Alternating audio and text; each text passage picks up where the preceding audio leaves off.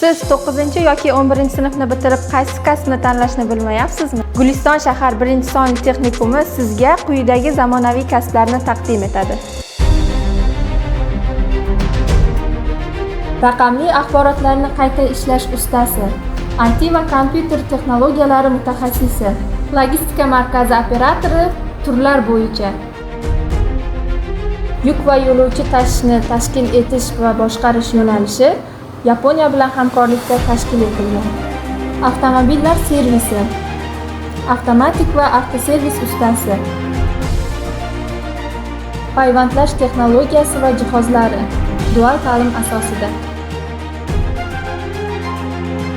Oshpazlik, milliy va Yevropa taomlari va har xil shirinliklar tayyorlash ustasi. Moda va tikuv ishlab chiqarish texnologiyasi. Oqova suv va suv ta'minoti tizimlaridan foydalanish va montaj qilish ustasi. Santexnik va montaj yo'nalishlari hisoblanadi. Mehmonxona menejeri. Buxgalteriya hisobi va audit.